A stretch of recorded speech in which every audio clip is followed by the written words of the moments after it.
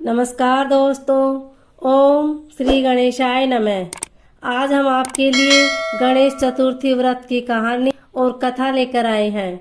कथा सुनने के बाद आप हमारे चैनल को सब्सक्राइब करें, बेल आइकन को प्रेस करें ताकि हमारे वीडियो की नोटिफिकेशन सबसे पहले आप तक पहुंचे।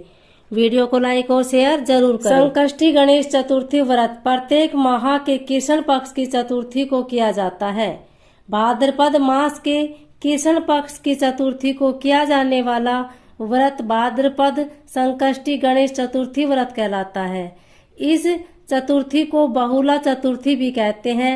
यह संकट नाशक चतुर्थी कहा गया है। भादो कृष्ण चतुर्थी सब संकटों की नाशक, विविध फलदायक एवं संपूर्ण सिद्धियों को देने वाली है। इस व्रत के प्रभाव से सभी प्रकार के विघ्न दूर हो जाते हैं। यह सब कष्टों का नाश कर धन की वृद्धि करने वाला व्रत है। इस दिन एक दंत गणेश जी की पूजा की जाती है। भाद्रपद संकष्टी गणेश चतुर्थी व्रत कथा। राजा नल की कथा। पार्वती जी ने गणेश जी से पूछा कि हे पुत्र, भादो चतुर्थी को संकट नाशक चतुर्थी कहा गया है, अतः उस दिन का व्रत किस प्रकार किया जाता है, मुझसे समझाकर कहिए। गणेश जी ने कहा, हे माता, भादो कृष्ण न चतुर्थी सब संकटों की नाशक, विविध फलदायक एवं संपूर्ण सिद्धियों को देने वाली है। पूर्व वर्णित विधि से ही पूजा करनी चाहिए। हे पार्वती, इस व्रत में आहार संबंधी कुछ विशेषताएं हैं, उन्हें बतला रहा हूँ। श्री कृष्ण जी कहने लगे कि हे युधिष्ठिर, पुत्र की ऐसी बात सुनकर पार्वती जी ने उनसे पूछा कि आहार एवं पूजन में क्या विशेषता है, उसे कहिए। गणेश जी ने कहा कि गुरु द्वारा वर्णित प्रणाली से इस दिन भक्ति भाव से पूजन करें। चतुर्थी के दिन प्रातः नित्य कर्म से निवृत्त हो तो व्रत का संकल्प करें। तत्पश्चात रात्रि में पूजन और कथा श्रवण करें। पूर्व काल में नल नामक एक पुण्यात्मा और यशस्वी राजा हुए। उनकी रूप शालिनी रानी दमयंती नाम से प्रसिद्ध एक बार उन्हें और श्रापग्रस्त रानी के वियोग में कष्ट सहना पड़ा। तब उनकी रानी दमयंती ने इस सर्वोत्तम व्रत को किया। पार्वती जी ने पूछा कि हे पुत्र, दमयंती ने किस विधि से इस व्रत को किया और किस प्रकार व्रत के प्रभाव से 3 महीने के अंदर ही उन्हें अपने पति से मिलने का संयोग प्राप्त हुआ, इन सब बातों को आप बताइए। श्री कृष्ण जी ने कहा कि हे युधिष्ठिर, पार्वती जी के ऐसा पूछने पर बुद्धि के भंडार गणेश जी ने जैसा उत्तर दिया उसे मैं कह रहा हूँ, आप सुनिए। श्री गणेश जी कहते हैं कि हे माता, राजा नल को बड़ी बड़ी आपदाओं का सामना करना पड़ा। हाथी खाने से हाथी और गुड़साल से घोड़ों का अपहरण हो गया। डाकुओं ने राजकोष लूट लिया और अग्नि की ज्वालाओं में घिरकर उनका महल भस्म हो गया। राज्य को नष्ट करने वाले मंत्री लोगों ने भी उनका साथ छोड़ दिया। राजा जुए में सरसों गवा बैठे। उनकी राजधानी भी उनके हाथ से निकल गई। सभी ओर से निराश और असहाय होकर राजा नल वन में चले गए। वन में रहते समय उन्हें दमयंती के साथ अनेक कष्ट झेलने पड़े।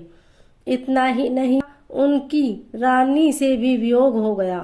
तत्पश्चात राजा किसी नगर में काम करने लगा, रानी किसी दूसरे नगर में रहने लगी तथा राजकुमार भी अन्यत्र नौकरी करने लगा।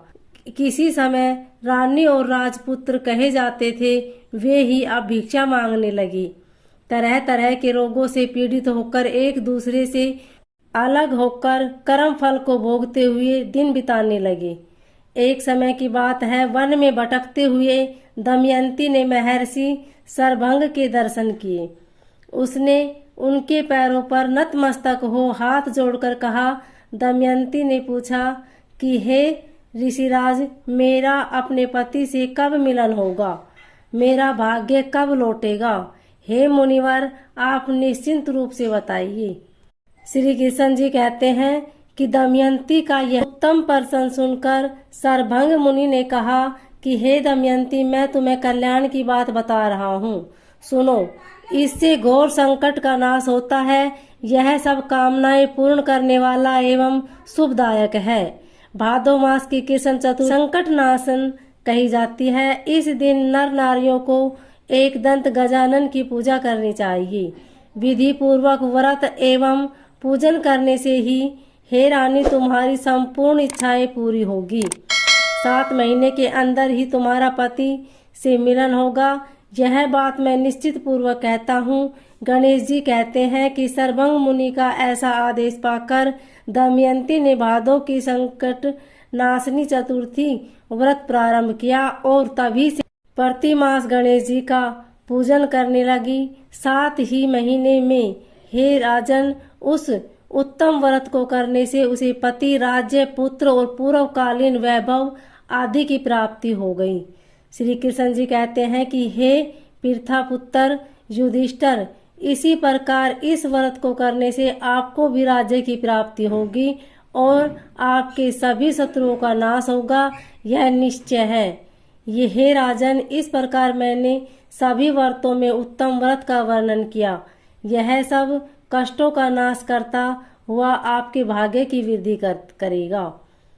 भाद्र मास गणेश चतुर्थी व्रत पूजन विधि। प्रातः काल उठकर नित्य कर्म से निर्वित हो स्नान कर शुद्ध होकर स्वच्छ वस्त्र धारण कर ले। श्री गणेश जी का पूजन पंचोपचार धूप दीप नैवेद्य अक्षत फूल विधि से करें। इसके बाद हाथ में जल तथा दुर्वा लेकर मन ही मन श्री गणेश का ध्यान करते हुए निम्न मंत्र के द्वारा व्रत का संकल्प करें। अब कलश में जल भरकर उसमें गंगा जल मिलाए, कलश में दुर्वा सिक्के साबुत हल्दी रखे। उसके बाद लाल कपड़े में कलश का मुख बांध दे। कलश पर गणेश जी की प्रतिमा स्थापित करें। पूरे दिन श्री गणेश जी का ध्यान करें एवं एक स्नान प्रदोष काल में और कर ले। स्नान के बाद श्री गणेश जी के सामने सभी पूजन सामग्री के साथ बैठ जाएं। विधि विधान से गणेश जी का पूजन करें, वस्त्र अर्पित करें, नैवेद्य के रूप में मोदक अर्पित करें। चंद्रमा के उदय होने पर चंद्रमा की पूजा का अर्घ्य अर्पण करें। उसके बाद गणेश चतुर्थी की कथा सुने अथवा सुनाए। तत्पश्चात गणेश जी की आरती करें। भोजन के रूप में केवल मोदक ही ग्रहण करें। ओम श्री गणेशाय नमः।